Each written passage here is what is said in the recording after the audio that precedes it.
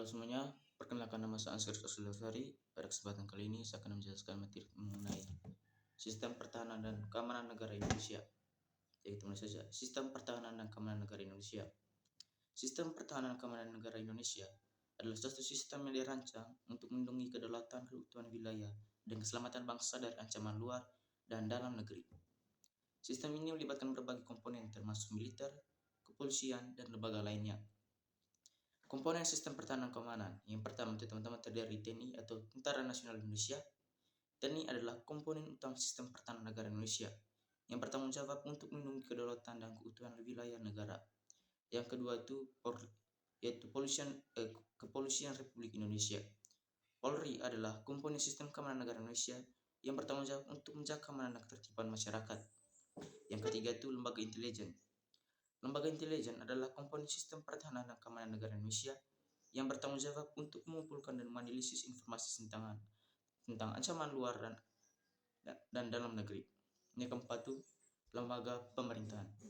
Lembaga pemerintahan seperti Kementerian Pertahanan dan Kementerian Dalam Negeri juga berperan dalam sistem pertahanan dan keamanan negara Indonesia.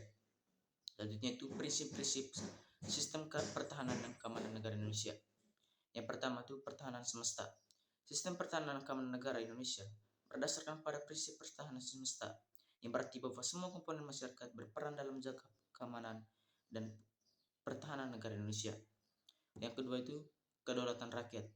Sistem pertahanan keamanan negara Indonesia berdasarkan pada prinsip kedaulatan rakyat, yang berarti bahwa rakyat memiliki hak untuk menentukan nasibnya sendiri dan menjaga kedaulatannya. Yang ketiga itu kepentingan nasional. Sistem pertahanan keamanan negara Indonesia berdasarkan pada prinsip kepentingan nasional, yang berarti bahwa semua kebijakan dan tindakan diarahkan untuk menjaga kepentingan nasional. Selanjutnya itu strategi sistem pertahanan negara Indonesia atau keamanan Indonesia.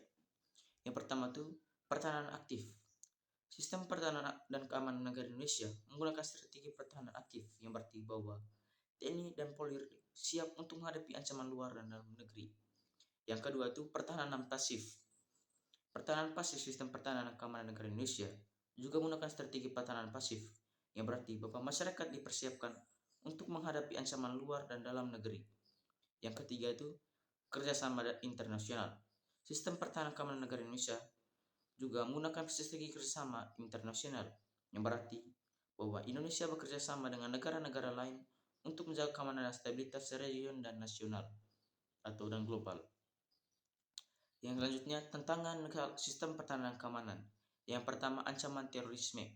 Sistem pertahanan keamanan negara Indonesia menghadapi ancaman terorisme, yang berarti bahwa TNI dan Polri harus siap menghadapi serangan teroris. Yang kedua itu ancaman cyber. Sistem pertahanan keamanan negara Indonesia juga menghadapi ancaman cyber, yang berarti bahwa TNI dan Polri harus siap untuk menghadapi serangan cyber. Yang ketiga itu teman-teman ketegangan regional. Sistem pertahanan dan keamanan negara Indonesia juga menghadapi ketegangan regional, yang berarti bahwa TNI dan Polri harus siap untuk menghadapi ketegangan dengan negara-negara tetangga. Selanjutnya itu dari materi ini teman-teman kita bisa ambil kesimpulan bahwa dalam kesimpulan ini sistem pertahanan dan sistem keamanan negara Indonesia adalah satu sistem yang kompleks teman-teman, dan melibatkan berbagai komponen termasuk militer, kepolisian, dan lembaga lainnya.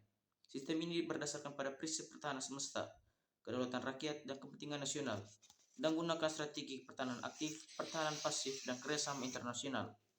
Namun, sistem ini juga menghadapi berbagai tantangan termasuk ancaman terorisme, ancaman cyber, dan ancaman ketegangan regional. Sekian dulu dari saya teman-teman, semoga apa yang saya jelaskan ini dapat berguna bagi kita semua. Terima kasih.